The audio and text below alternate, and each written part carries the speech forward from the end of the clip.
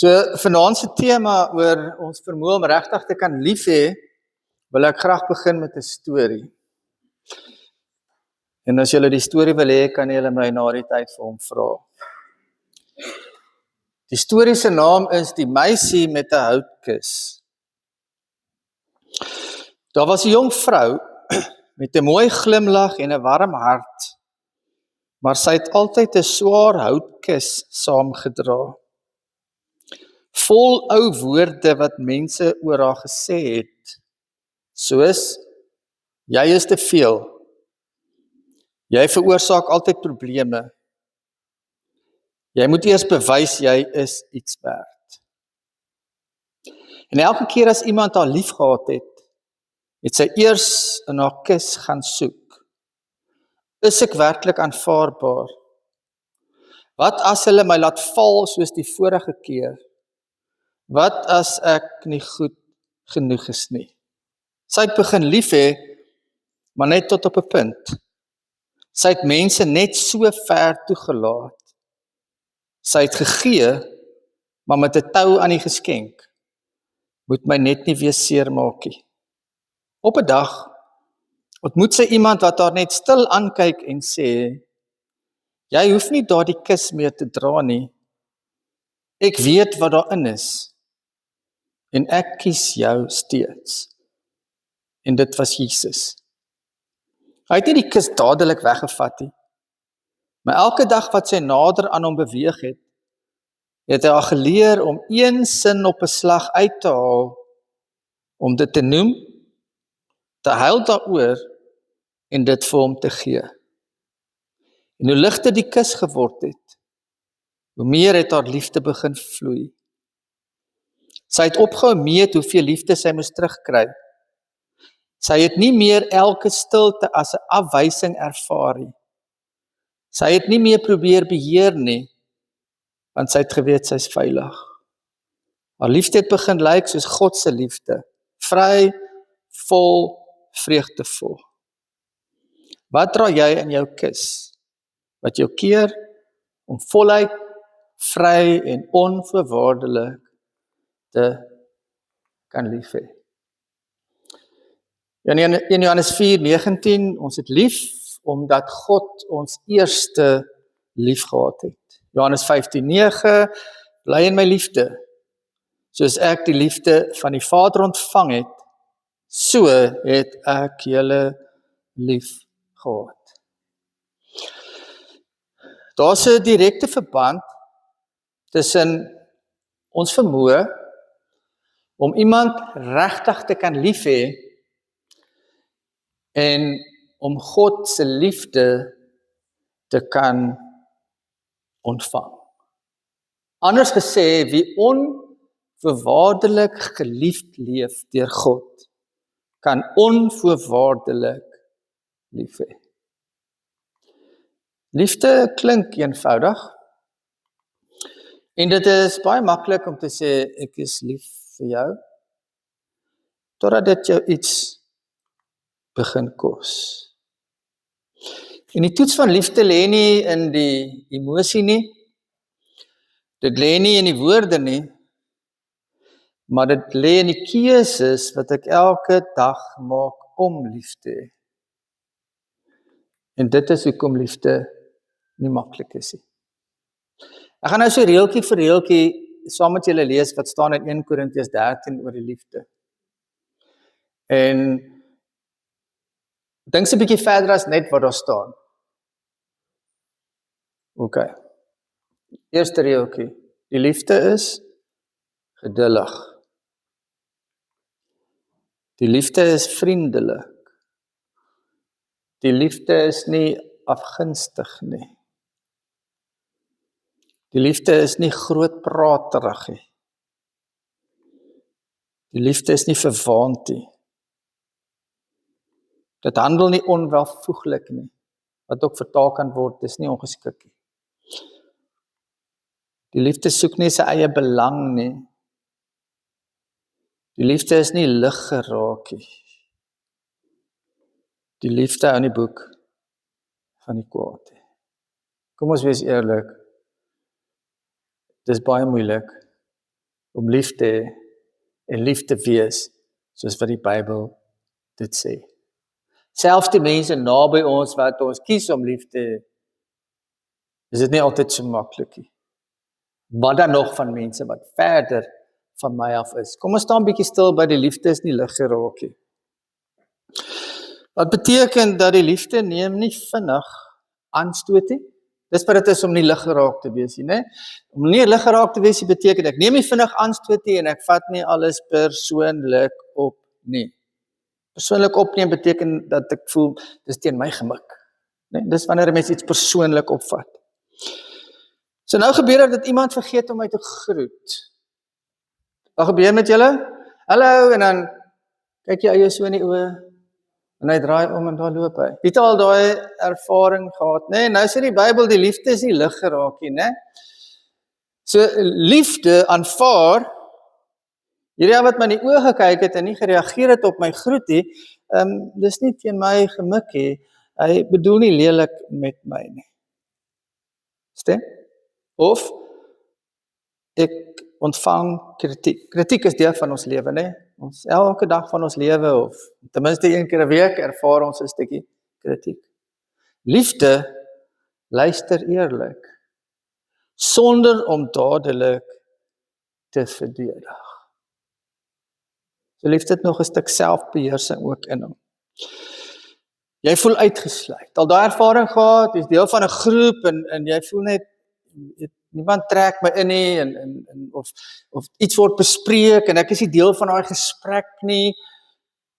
Liefde kies om eers te vra en om nie aan te val nie.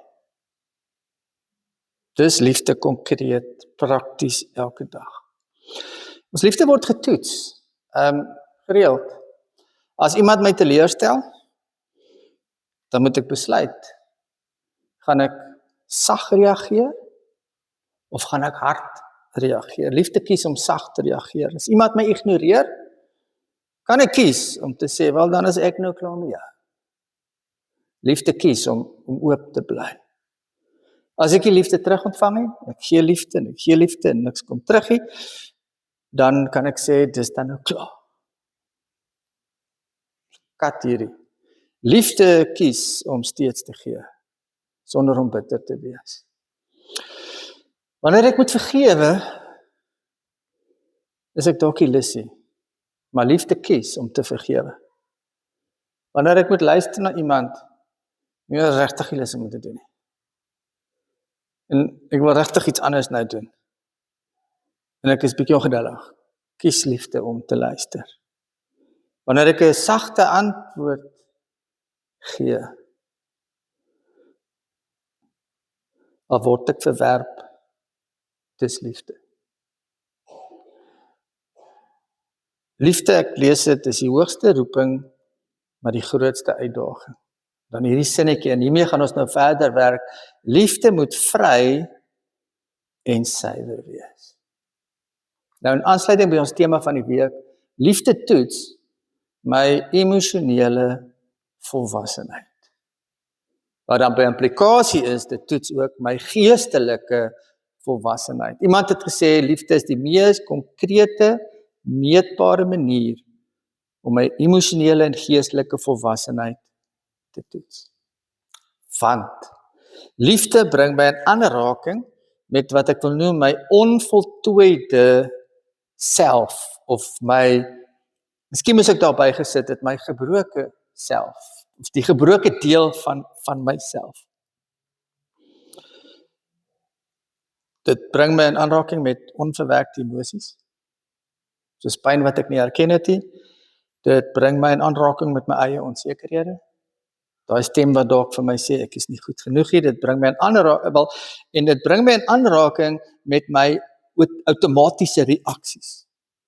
Ons almal het outomatiese reaksies. In sekere situasies dan reageer ons net op 'n sekere manier sonder om daaroor te dink. Daai deel van my wat dalk eerder onttrek, of daai deel van my wat eerder aanval. En liefde wys waar ek nog moet groei. As ek geïrriteerd is, maklik geïrriteerd is, dan wys liefde dat ek moet groei in selfbeheersing. As ek dalk jaloers raak, iemand iets nie gun nie, dan wys dit dalk 'n hart wat nog tekort vrees. As ek koud en afsydig is teenoor mense, dan wys dit dalk 'n seerplek wat ek probeer beskerm. Nou ek het hierdie woorde gekies: emosioneel ongesonde liefde besoedel, hou terug en soms niks hierhou. Gaan dit vir julle uitbou. Emosioneel ongesonde liefde besoedel. Om baie redes, ek gaan net een rede noem. Liefde kan vermomde vrees wees. Liefde kan kom, of sê dit anders, liefde kan kom uit 'n bang hart. Ek kan dalk lief hê omdat ek verwerping vrees. Omdat ek graag mense wil behou, dan gee ek liefde. Of ek kan liefde gee omdat ek konflik wil vermy. Omdat ek vrede, net die vrede wil bewaar. Of ek kan liefde gee net om goed genoeg te wees, terwille van my eie selfwaarde waarmee ek worstel. Of ek kan liefde gee net om te plesier dat iemand okay is met my. En dan is liefde gedryf, dan sit agter liefde onsekerheid, angs, voorwaardelikheid en 'n poging om te beheer. Maak dit sin? Met ander woorde, dis nie vry, suiwer liefde nie. Dis liefde wat nie kom uit 'n plek van innerlike vryheid en innerlike veiligheid nie, want die beker is leeg. Of die beker het 'n groot gat waar hy lek. Omdat ek liefde nie kan ontvang nie. As ek nie kan ontvang nie, dan sal die beker nooit vol raak. Dan kan liefde nie vry en skoon vloei nie. En ek kan liefde nie ontvang nie, en nou soos by emosionele verwonding, omdat ek ergens in my lewe geleer het, of oortuig is daarvan, of die ervaring gehad, dat liefde is iets wat jy moet verdien. Ek kry net liefde as ek presteer. En as dit is hoe ek dit sien, dan sal ek nooit liefde kan ontvang nie. Of dat ek geleer het, dat terwille van liefde moet ek aanpas. Terwille van mense wat my lief het, terwille van mense wat vir my omgee, moet ek probeer om soos hulle te wees. As ek so is, kan ek die liefde ontvang nie. Dalk het ek geleer in my lewe, of miskien as 'n kind ek agtergekom, as ek die mense gelukkig hou, dan sal ek liefde kry. Dus eintlik is dit eintlik 'n manier om mense, eintlik word die liefde dan 'n manier om mense te beheer. Maar as dit is hoe ek liefde sien, dan kan ek dit nie ontvang nie. As ek glo dat liefde is iets waarvoor ek hard moet werk. Want hierdie is goed wat jy vir jouself begin sê van jare gelede, as dit dalk was hoe jou lewe was. As ek glo mens moet vir liefde werk, dan kan ek nie die Here so onvoorwaardelike genadige liefde ontvang nie, in die beker is leeg. Emosioneel ongesonde liefde hou soms terug, né? Met ander woorde, as ek my emosionele wonde maak, dat ek liefde kan terughou. Omdat ek leef uit verwerping. Omdat ek leef uit verwerping, word elke verhouding 'n toets. In elke verhouding vra ek, is ek goed genoeg? Is ek aanvaarbaar? Hoe lyk ek? En as ek, en dan in aansluiting daarby, dan neem 'n mens nou maar goed persoonlik op, né? En dan is 'n mens vinnig seer gemaak. En dan is jy bang om jouself te wys, en jy is bang om jouself te gee. En dan wag 'n mens eers vir bevestiging voordat jy gee. En dit is wat emosioneel ongesonde liefde is. Hierdie vrese, hierdie is ek okay, hierdie net check of jy regtig van of dit veilig is om jou lief te hê. Daai vrese maak dat ek liefde terughou. En dan emosioneel ongesonde liefde is soms net niks hierre. Net zero. Dis nie 'n koue mensie. Dis nie 'n slegte mensie, is net iemand wat leeg is. Iemand wat nooit liefde geken het. Iemand wat groot geraak het in 'n vakuum, in 'n liefde vakuum. En wat doen 'n mens dan? Wat doen ons dan? As dit is hoe ek is, dan hou ek mense op 'n afstand. Nog steeds vriendelik, ordentlik, decent, maar emosioneel neutral.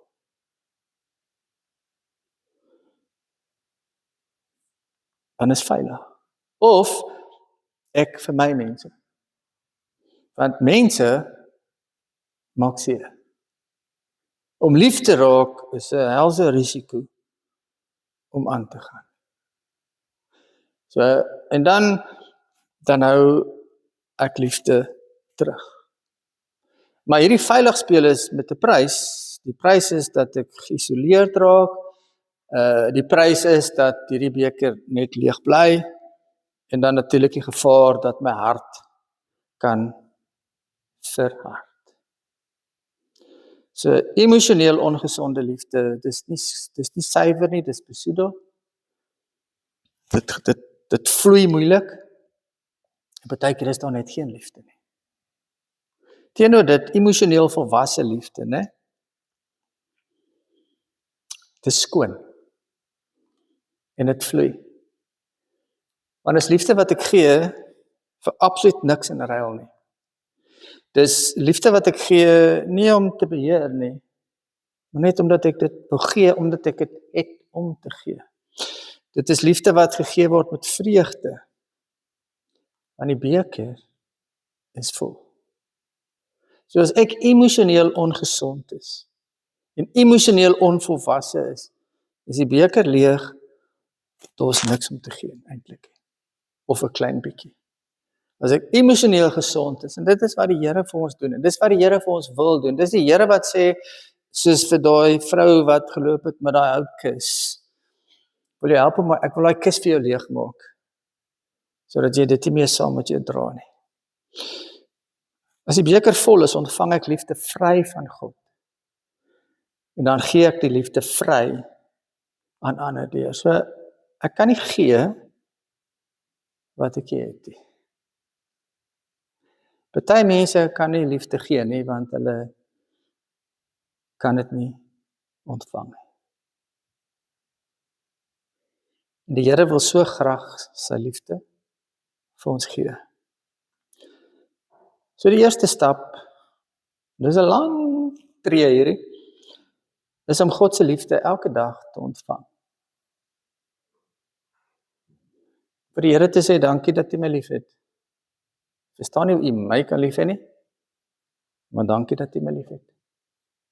Here, as U 'n mens was, sou U my nie so lief gehad het nie. Dankie dat U my liefhet. En as ek sukkel om ander lief te hê, dan keer ek terug na die bron van liefde. Na God se hart vir my.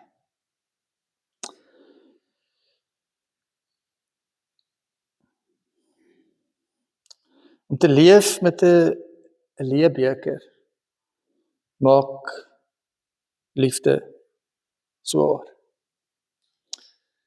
As ek daagliks stil raak by die Here, as ek hom toelaat om my lief te hê en dit te ontvang, as ek glo ek is geliefd net omdat ek sy kind is, dan raak die beker vol. Dan vloei die liefde kragtig en vry. Here, vul my weer. Help my om nie liefde te jaag nie, maar om dit te ontvang en te laat oorvloei. Kan ek dit weer lees? Here, vul my weer. Help my om nie liefde te jaag nie, maar om dit te ontvang en te laat oorvloei. Kom ons bid so.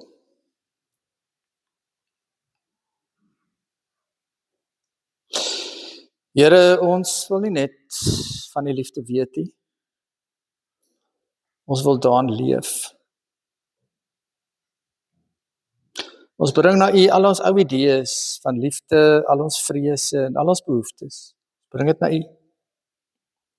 Vul ons met die liefde sodat ons ander kan lief hê. Leer ons om te gee sonder vrees. Leer ons om te leef as U geliefde kind. Dankie Here. Amen.